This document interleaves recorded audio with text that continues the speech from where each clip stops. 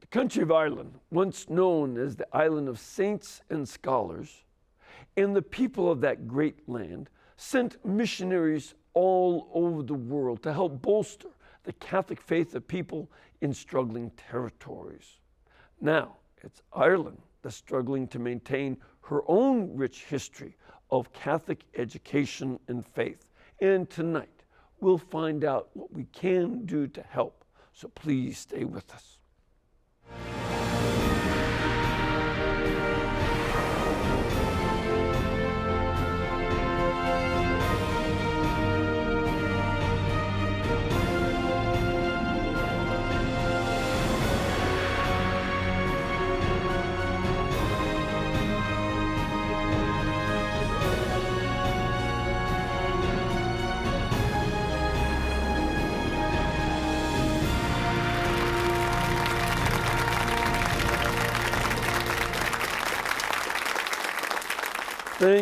Thank you, welcome. I'm Fr.Mitch and welcome to EWTN Live, which is our chance to bring you guests from all over the world. And tonight we're doing that. Our guests tonight, who are here tonight, have teamed up to try and maintain a Catholic presence in higher education inside the country of Ireland, where secularism has taken great hold and all but driven out any Catholic option at the university and college level. And that has its own effects on priestly vocations and the broader spiritual life of the country. To talk about these and other issues, please welcome the host of EWTN Radio's Celtic Connections, Kathy Sinott, and the president of the Friends of Catholic Education in Ireland, Mr. Nick Healy.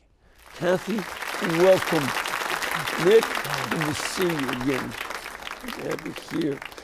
Nick and I have known each other for a long time. We did a lot of work over at Ave Maria University together. But Kathy, I only know you by your voice from your radio show that you do Celtic Connections, which you say is the only Catholic broadcast from Ireland. Well, there's no Catholic broadcast radio or television in Ireland. Mm-hmm. In fact, the last Minister for Communication, Dermot Ahern, said it would never be allowed in Ireland, which is interesting because every other European country has Catholic radio. No, but is there something that Mr. Sinott had against freedom of speech? Mr. Ahern, one minister told me, when I said, we have to have Catholic radio, he said, but it would be trying to convince people to be Catholic. I couldn't even answer. I was said yes, the truth. And my impression is that today there are a lot of forces within Irish media who are trying to convince people not to be Catholic. Well, of course, but there's no even playing field. So again, my question is, this gentleman does not believe in freedom of speech? Well, no, I don't think so. But fortunately, EWTN has facilitated this wonderful program called Celtic Connections. We also, we can get a copy of the United States Constitution and Bill of Rights. And you might just, if it's not religious, just talk about amongst yourselves about this, freedom of speech and things like that, and press, all that. We'd love to have you discuss that. Yeah, no, it would be great. And we badly need it because for Irish people, one of the problems is that, often the faith that they're walking away from, they don't actually understand it. If they knew what it was, they wouldn't be walking away, but they have no way of finding out what it is. Right. School programs are not very strong. In fact, they're very, very weak religious ed programs. Mm-hmm. At primary level, at secondary level, they're often non-existent. In, third level is very secular. Even where there is a supposedly Catholic ethos, it can, some are better than others, but there's a lot of gaps. I think there's been so much, the priests in Ireland have been so criticized over the last 10 years that many of them are, afraid to maybe give a strong sermon or, speak very forthrightly. And no media. The EWTN is a great gift to us, who can get it by satellite or online, but no Irish media, no Catholic media. So it's hard, and we've found that a lot of the loss of faith in Ireland, I think, is just because they don't know what the faith is. A lot of it, not all of it, but a lot of it. Which is, again, quite remarkable that your politicians would state that they don't want there to be that kind of freedom of speech available. I sometimes fear that when you scratch secularists ever so slightly, that thin veneer of liberalism peels off to reveal a certain level of fascism. Intolerance. Well, that's the less organized form of it. Now, Nick, what are you doing in all this? You're not from Ireland. Well, my ancestors are from Ireland. All right. I had, on my father's side, they came over from near Kilkenny, probably about 1830. Okay. So well before the famine. Before the famine. Mm-hmm. And as far as I can tell, all of my ancestors and all of my wife's ancestors were Irish, of Irish descent. Okay. In New York and Brooklyn, which Sure. of course had huge Irish Very much so. populations.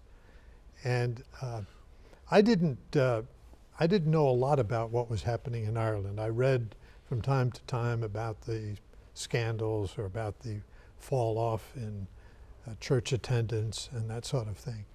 But it wasn't until Kathy called me about 2 years ago and asked if I would provide some counsel and guidance on starting a new Catholic college or university in Ireland. Now, of all the people in the world, why did she ask you?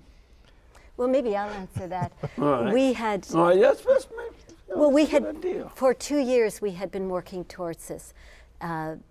I had had the experience of children coming to America and going to good, faithful Catholic colleges, what we call Newman Guide colleges. And by Newman Guide, what do you mean by that? Well, the Cardinal Newman Society does a wonderful service of identifying colleges that are in compliance with Ex Cordia Ecclesia, the Church's constitution on third level, on higher education. Right. And so they would have gone to colleges like Thomas Aquinas, Christendom, Franciscan University, Ave Maria, Southern Catholic, near here. And at one point, about 4.5 years ago, my son died in a tragic accident at Southern Catholic. But he died with his faith. And he had said to me before, a few years before, when he had come home from Georgia for Christmas from college, he had said, Mom, if I hadn't left Ireland, if I had stayed in Ireland, I'd have no faith. And that really, really impressed me. And the fact that, he was glad that he did come here and yes, and find an adult faith. Yes, and it was an accident, and yet he had just within a couple of days been to confession. He had done some adoration, he had been to Mass. And I was so thankful. I was so sad, and I was so thankful. And I just thought, why do none of his friends have this? And so his friends here in the States or in Ireland? In Ireland. That young people don't have that opportunity. They're just leaving the church in droves, not even knowing what they're leaving. Just as my son didn't really know, even though he was raised in a Catholic home, he didn't even know until he got to this faithfully Catholic college what Catholicism was, the treasures of it. Just so that I understand, I know in this country, especially in the late 60s and in the 70s and even into the 80s, there was a certain watering down of catechesis in such a way that people were encouraged to be very pleasant and very nice, but knowing the commandments, the sacraments, the facts of the faith, the history of the church, that was discouraged the here. Wealth and beauty and treasure of it. Does that relate to the Irish? Well, it's even more. I would often have a discussion with someone or, one of my own, neighbors or whatever, and their idea of Catholicism is what they've heard on secular television. They even those that go to Mass often have little concept. My people languish for want of knowledge, as it says. But so I started at his funeral. I actually started, asking people, would they help me establish a college in Ireland? And I found that people all over the country were so supportive of this idea. They saw it as such a hope. But after about 2 years, we realized, how do we do this? And Monsignor Sweatland from Christ in the Campus. Well, and he does a number of programs here. That's right. Well, I Great rang man. him, and he said, everybody in America wants to know how we can help. We're all worried about Ireland. It was pushing an open door talking to him. He came to Ireland, he spent a week, and his summary at the end is, you must as soon as possible get yourself a Catholic college. You have to start training people in depth. You have to start forming people. And when we said, how do we do this? He said, well, you got to talk to Nick Healy. He's done it so often before. Now, all right, so now we're back to you, all right? What is it you've done so often before? Well, I don't know if I'd say it was so often, but I, of course, was with Tom Monahan in the founding of Ave Maria University. Mm-hmm. And before that, I helped set up the branch campus of Franciscan University in Austria. That's And in Gaming. In Gaming. Yes. And I worked with Cardinal Schönborn at his request, which he said came from the Pope, to set up the International Theological Institute, which was also in Gaming for a while. It's now in another town in Austria. And I worked with a group of others and helped start some additional Catholic colleges in America. We had a little foundation that provided guidance and recommendations and so forth. So I had an understanding of how it can be done. Yeah, and this is something very important because even Franciscan University in Steubenville had kind of lost its Yes. Catholic identity until Father Michael Scanlon Yes. and a community of other folks came in to help restore Yes. that identity. Yes. And many other Catholic colleges have lost, some have put it to death, that they don't Yeah. want any association with Catholic teaching Yes. on their campuses. So this is part of a process here. Yes, too. well, of course, I was 11 years at Franciscan University with Father Scanlon, and that was back in the late 80s and through the 90s. So I learned a great deal about what an authentic Catholic university Yes. was.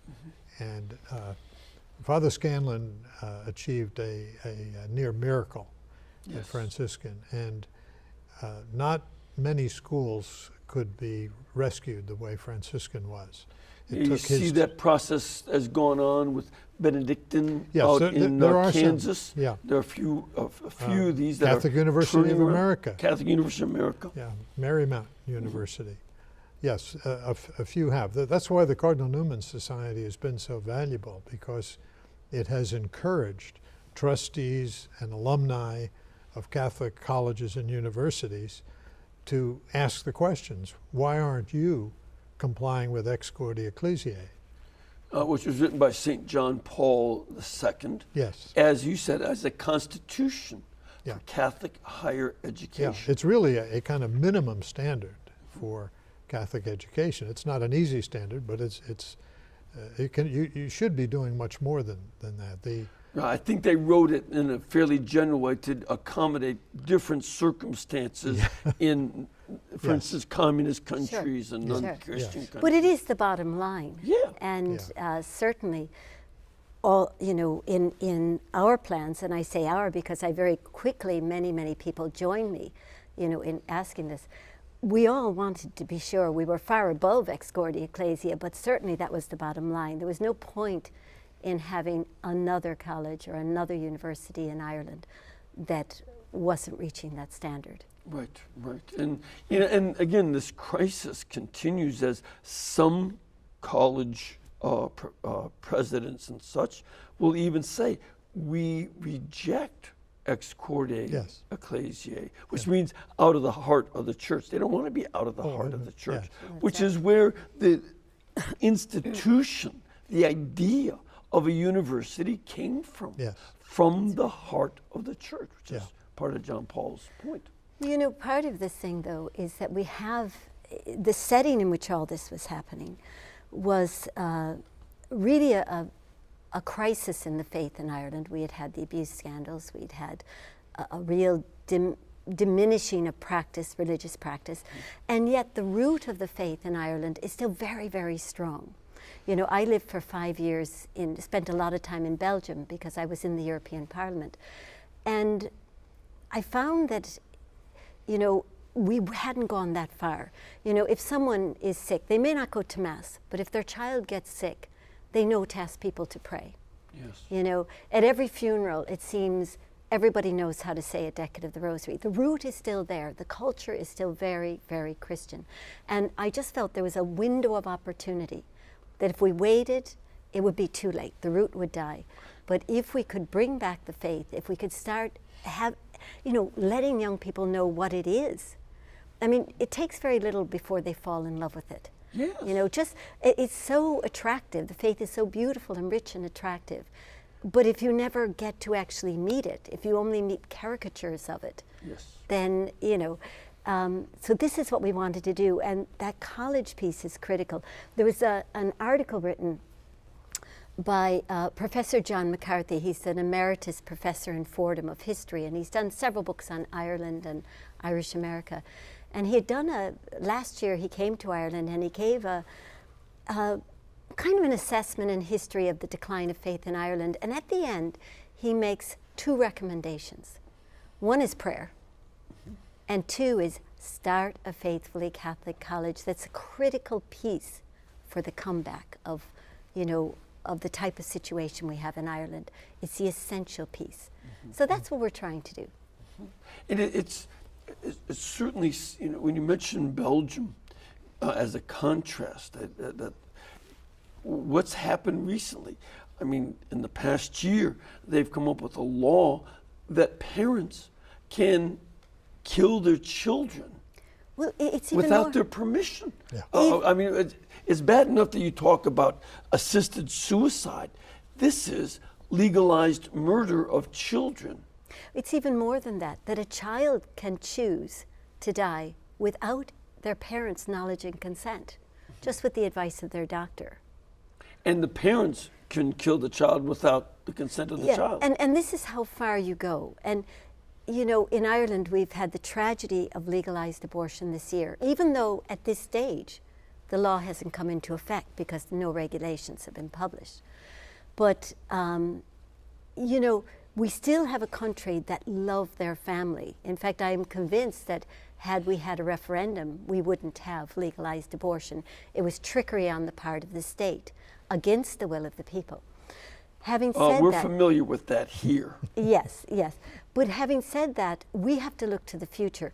What's happened in Ireland for years and in so many countries is we're always fighting rearguard actions. You know, they set the battle and we're stopping fires and we're spending all of our energy defending. But they're calling the shots.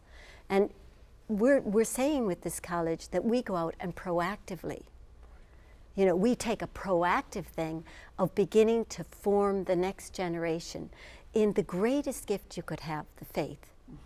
And this is what's so important about this project, because Ireland only has 4 million people. Right. You have 4.5 million people.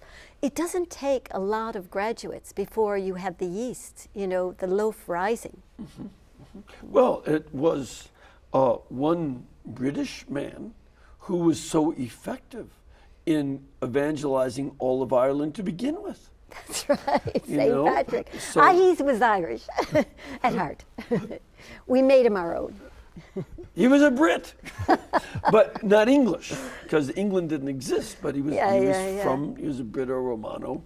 I know. And say, oh, no, don't give me any of that stuff. I do with real history here. Now, this is, but the great thing about his evangelization was not that he started a holiday for selling more beer.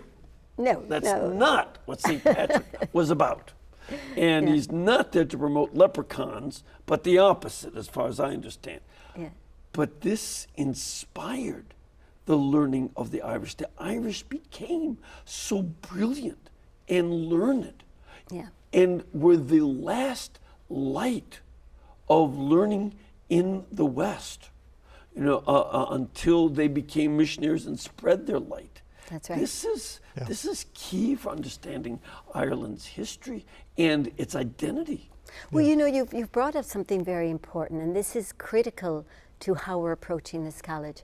Irish have, really embraced the faith, and then in various periods of their history, gone out across the world sharing it, bringing it. St. Patrick had that famous vision after on Croagh Patrick, where he saw the millions and millions of people who would get to heaven because of the seed he had planted. Yes. And people of every race, of every age, every costume, everything. And this has been Ireland's heritage. It is Ireland's vocation. It's still Ireland's vocation. The Irish go out, but we're in a decline right now of what they have to bring. And this is where, so many people in the world owe their faith to Ireland. Well, one of the things I'm aware of is that Ireland became an economic dynamo for a while. They called it the Celtic Tiger. Celtic Tiger, yes. Yes. How's the Tiger doing right now? Not too well. No, we're in a recession. We're in a very definite recession. Yes. But it's made people more real. I mean, it's very hard. A lot of people are suffering. But it's also made people more real. Interestingly enough, when the recession hit, our birth rate actually went up. Well, I'm not surprised. Everybody wasn't running around all the time, holidaying. But it's also offered opportunities, the recession, even in terms of the fact that we're, for the last 2 years, me a little bit longer, looking for a home for Newman College. And certainly, the fact that we're at recession property prices is a big boost to eventually finding somewhere. Right. It's something that we would like them to say, what are you going to do about this? What are you going to be the steps that you take for getting this college going? Because you're the man with all the know-how and everything. Well, it started when my wife and I made a pilgrimage to Ireland about October of 2012. This was in response to Kathy's call, would I help? And we made the pilgrimage in gratitude to our Irish ancestors for passing the faith on to us. And I knew enough about Irish history to know that faith was kept by the Irish under the most harsh conditions imaginable. During Mr. Cromwell was pretty even awful. Long after that, during the penal years, priests could be shot on sight. They were hunted like wolves. If you were Catholic, you weren't allowed to acquire property. You weren't allowed to hold a certain level of position in the government. You couldn't rise above a certain level of education. You were a permanent second-class citizen. Right. And all you had to do was become a Protestant, and the world would be open to you. Prosperity was yours. But most of the Irish refused, and they held on to that faith and suffered for it. And again, I look at that as the heritage of truth that they were so committed to. They didn't become Protestant for the sake of prosperity, like it was promised, but they were taught to love the truth by the early Irish saints. Yes. So they maintained the truth of their faith rather than succumb to hopes of fleeting prosperity. And it was this faith that gave rise to the Irish character, which is so beloved by people. The Irish culture. It's not something that arose from their ancient history or their origins as Celts or Gaelic tribes. This was brought on by the faith. Ireland became almost an archetype of the Catholic Christian society. People learned to rejoice even in suffering and hardship. They learned courage. They learned to express themselves beautifully in music, singing and dancing.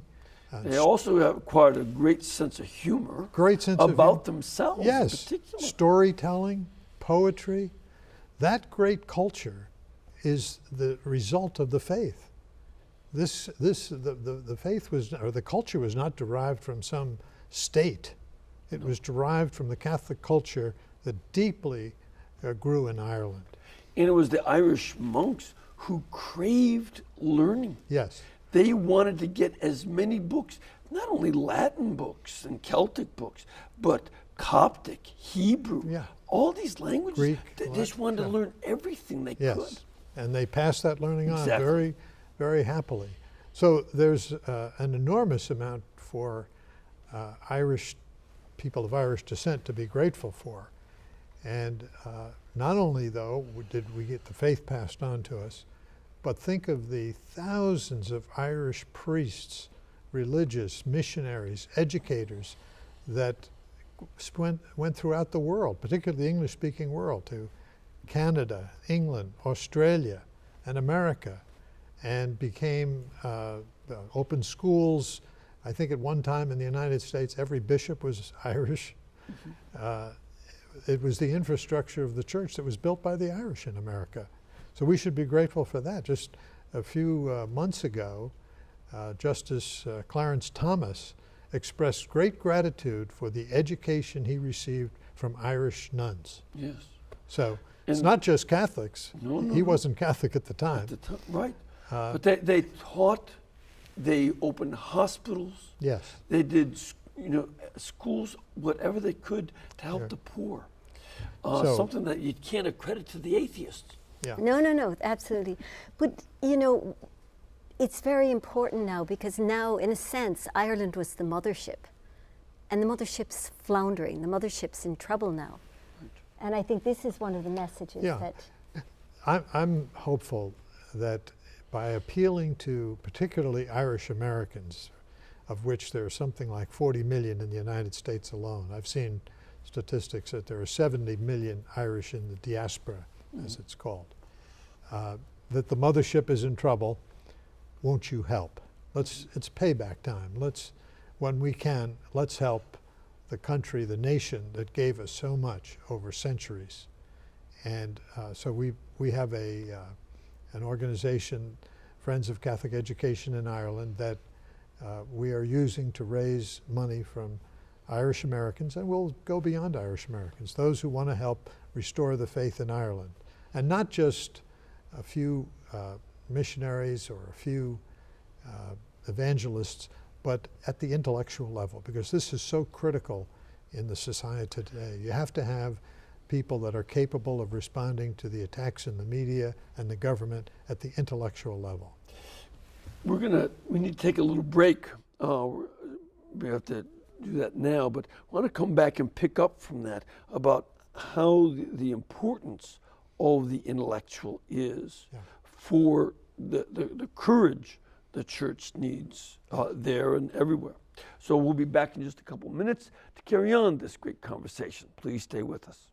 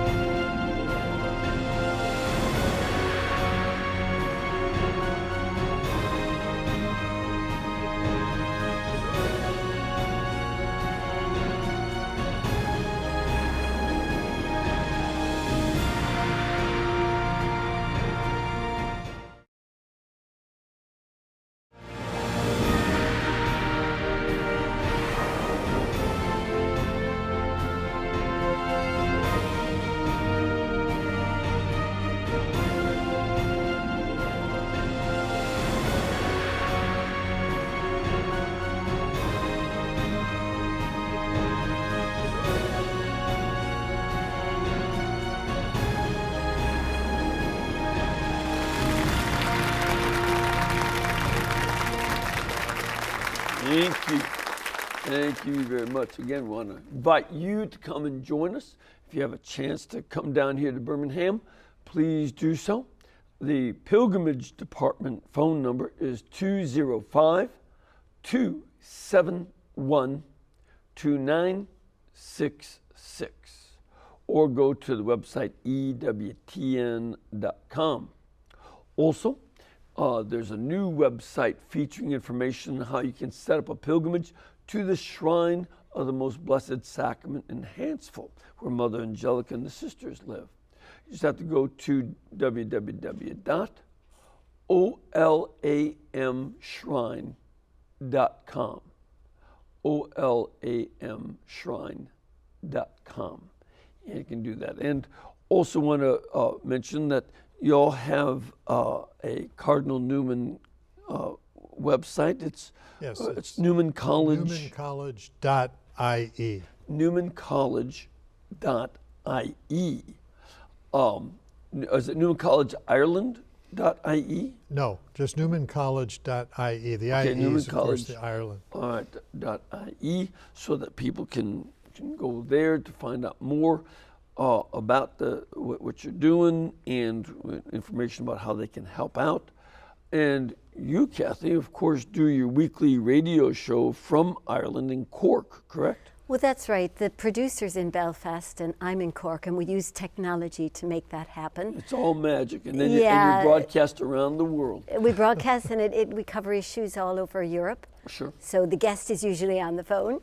Okay. So technology is wonderful. But it's a great show. I mean, we do a lot of new stuff. Sure. For instance, the last year we've really covered the abortion legislation, that struggle, and in the UK, the legalizing of same-sex marriage, that whole controversy. But we also do a lot of kind of human interest things. We did a beautiful program on the Jesuit who took all the photographs of the Titanic. Oh yes, that's right. He was it was the last photograph He was from of the Cork. Titanic. He was from Cove, yeah. Right. He was on his way to America, and his superior said, "That's too fancy a ship for you. Get off." He said, "Get off." At Belfast, right? Well, no, in Cork. In Cove. Cork, okay. In Cove, Queenstown. There you go. And he actually wanted to pretend he didn't get that telegram, but he then obeyed. And for the rest of his life, apparently, he gave the most beautiful sermon on obedience, I'll bet. because obeying that telegram saying, "Get off the ship," saved his life. Exactly. He then became a war hero as a chaplain in World War I. Wonderful photographs, and probably one of the greatest Irish photographers of the age. Yeah, his photographs of the Titanic are stunning. Wonderful. Well, we had a lovely show about him and about a priest, Father Biles, who died on the Titanic. I think we're probably the only one that's done a show about him. And we do a lot of these really interesting sort of features, news analysis, etc. Well, folks can get the times to watch that at EWTN.com/radio. You can look up the times. Now, what we want to do, though, is get back to this college that y'all are starting. And one of the things I was thinking as we ended up the first part of the show is that you mentioned how a lot of the clergy don't speak up, and they've sort of been weakened to speak up for the faith. Do you think that has something to do with a lack of intellectual or kind of backing up against the smart aleck comments of the media? Yeah, I do. In the United States, we went through a period in the 70s and 80s of a lot of dissent and confusion, particularly in Catholic higher education. But out of that, there came a number of Catholic intellectuals that are extremely strong in the faith and providing a tremendous resource for Catholic faithful. People like Michael Novak and Robbie George and George Weigel.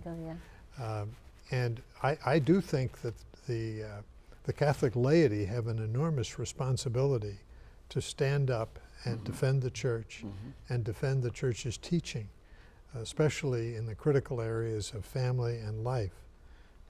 This is the battleground in our culture. Well, and one of the things certainly the clergy have learned here is you cannot worry about whether they like you. Like parents, that, Oh, right? yeah. Yeah. Mom, if you do that, I won't like you anymore. Well, tough okay. luck. I'm not Yeah. your friend, I'm your mother, right? We're Mom here. But you know, Right. you know that. And we have to be the same. We're here to speak the truth about Jesus Christ, the truth about God, about what it means to be human, the world, what's right and wrong, and whether they like us or not, just like you did with raising children. Yes. But you need somewhere to form that laity, to Right. nurture that laity, even to publish that laity. Right. You know, and this is really, has always been the job of the academic centers. Now, here in this year, 2014, you are starting this. You know, why did you choose 2014 to get started?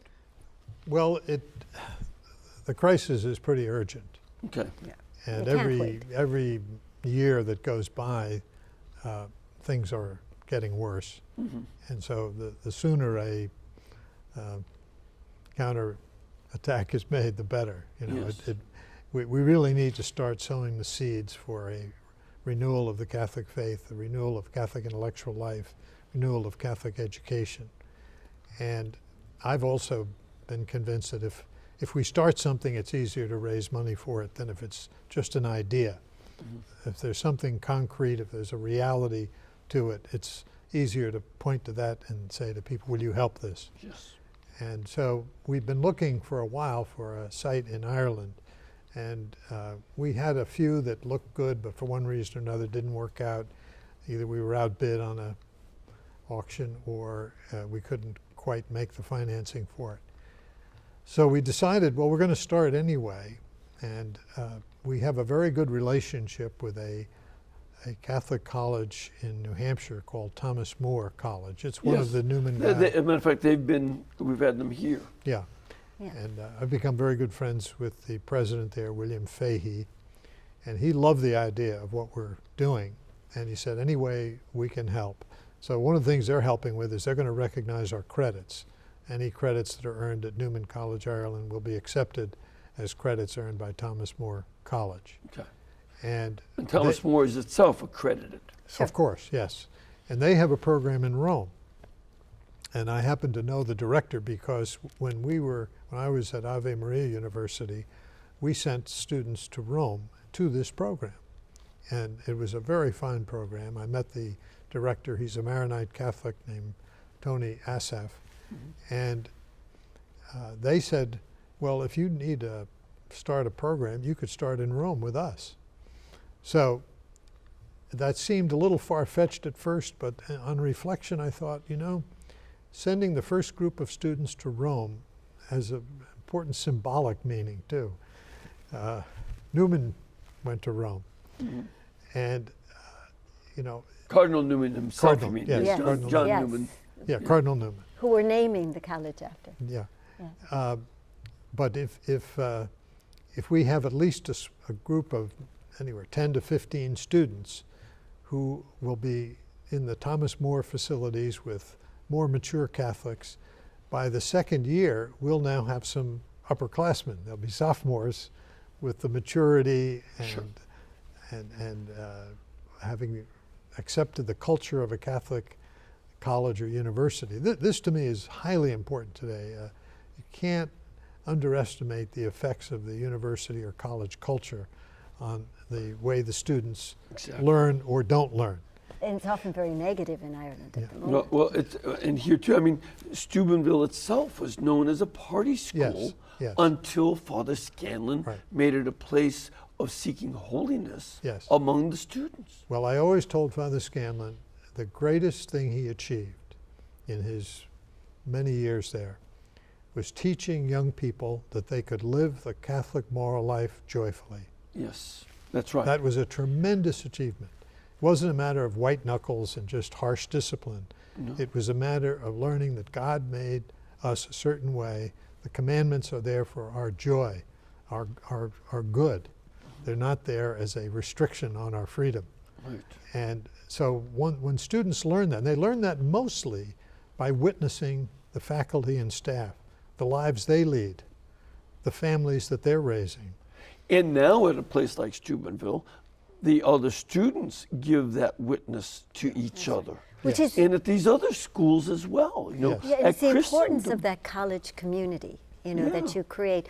People talk a lot about online, and maybe someday we will venture into that, because not everybody can come to college. But you can't substitute for a good, faithful Catholic college community. Right, You know, right. to And as I've traveled around myself to Christendom and Benedictine and Kansas and other places, I've seen that very much. You know, it's a vibrant, happy kind of place. Yeah. yeah. You know. We call that the accompaniment principle.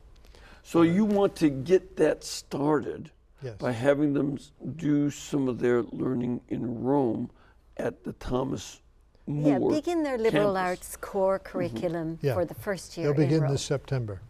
And then as they start to build up a few students, be ready to move as soon as you find a place God in willing, Ireland. we'll have a campus in Ireland by September of 2015. God willing, indeed. Yeah. And we'd like to see that campus too. We don't know the size or the facilities we'll have, but we really would like to see it as a resource to the whole church in Ireland.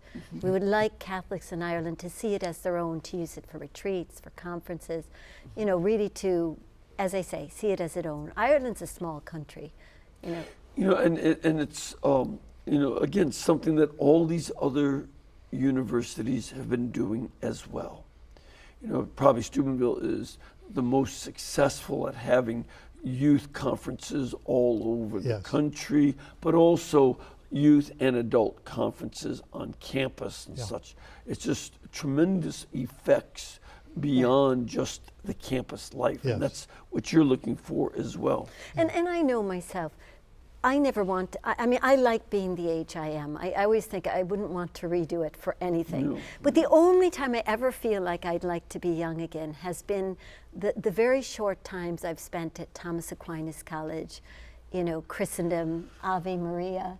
You know, I just think, yeah, you know, I wouldn't mind being young again, and no other time. And it's so refreshing, so renewing. And so obviously we need to create the college community, really begin to do the work, the primary work of forming young adults.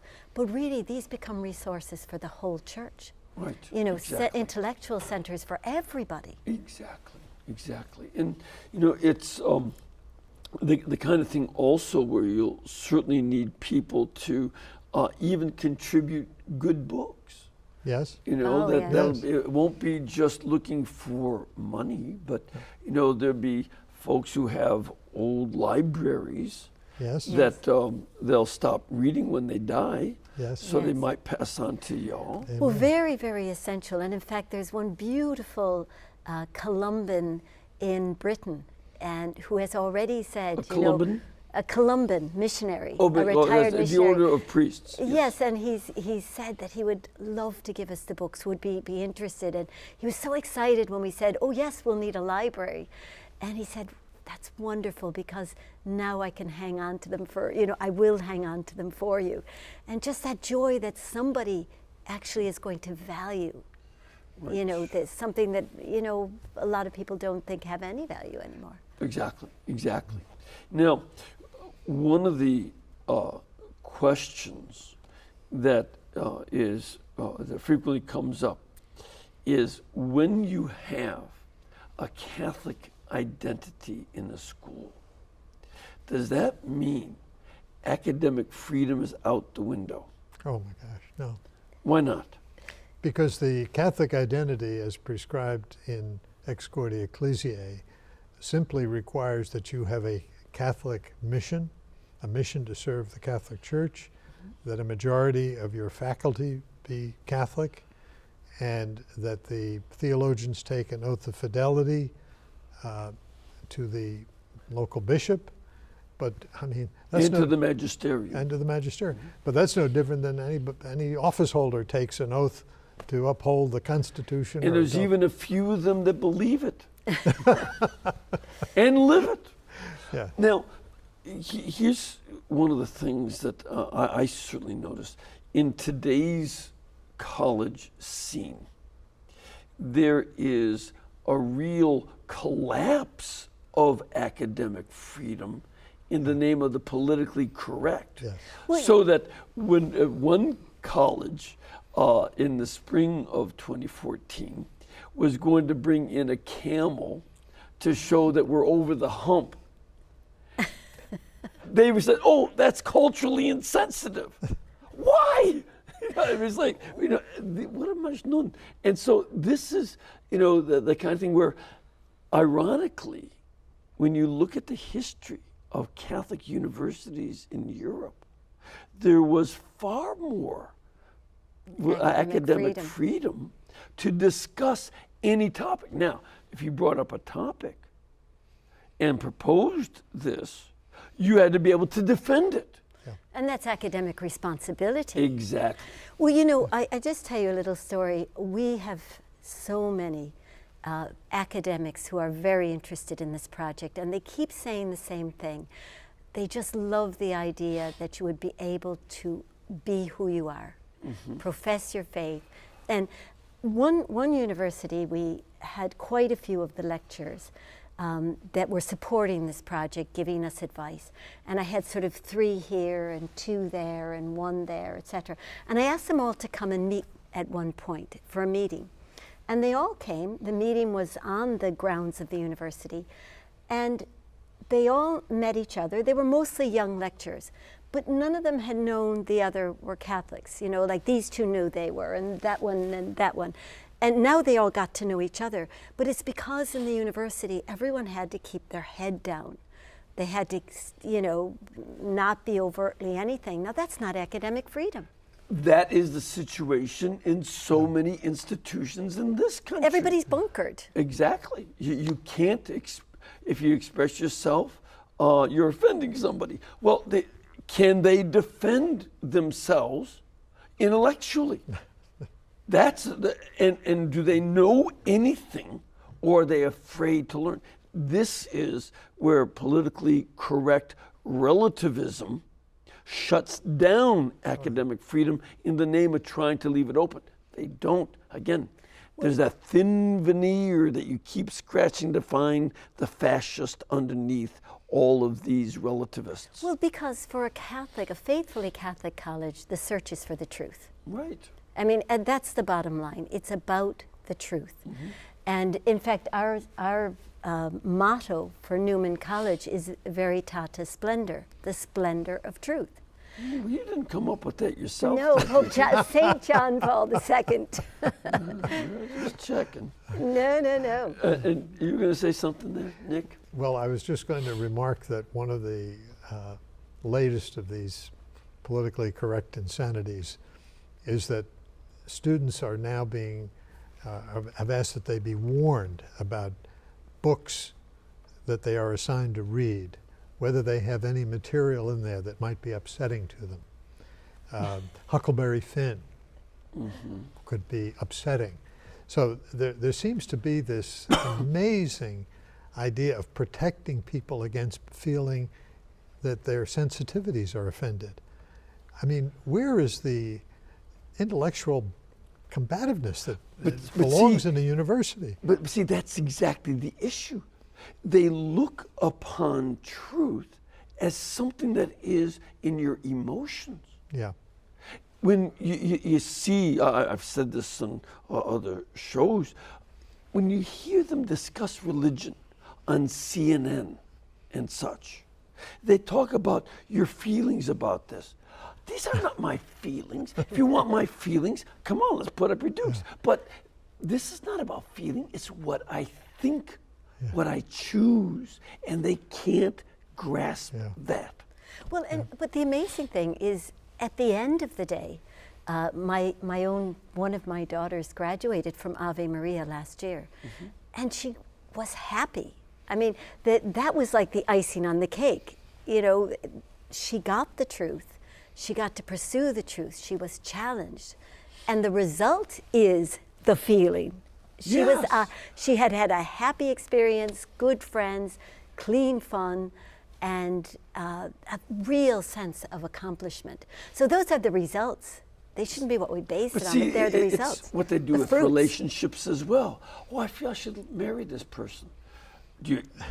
Is the guy a fool or not? You know, if the woman is a fool, I don't care how you feel, don't marry a fool. You know, that's just good sense. And then the feelings go away, well, then the marriage goes away. This is not the way truth is. It's not reality.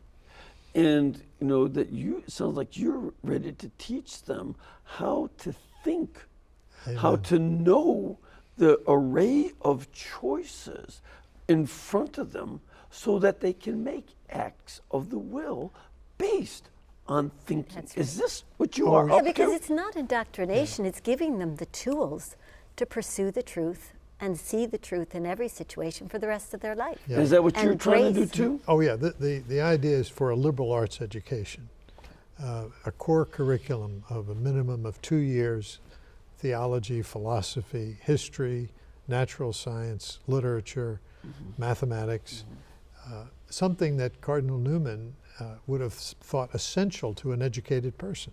Something that everybody thought was essential until recently. Well, you know, it's interesting. Cardinal Newman wrote that sort of landmark book that every liberal arts college goes to, The Idea of a University, as a series of lectures in preparation to go to Ireland. Right. To start a university. To start a liberal arts university, and yet we need to have one now.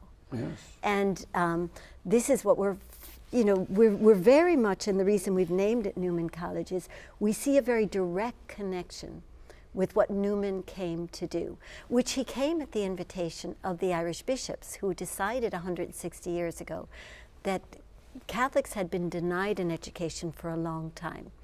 You know, they had Queen's just opened, Queen's University in Belfast, Trinity in Dublin, only Protestants were allowed to attend. And they recognized 160 years ago that they needed higher education. Right. Newman came over. And it hasn't been quite done.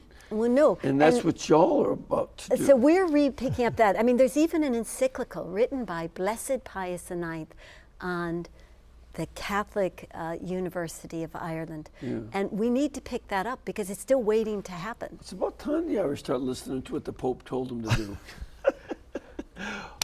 We are running flat out of time.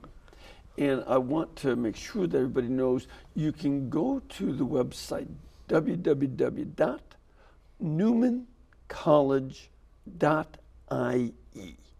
newmancollege.ie. Find out more what they're up to, ways you can help with in various forms.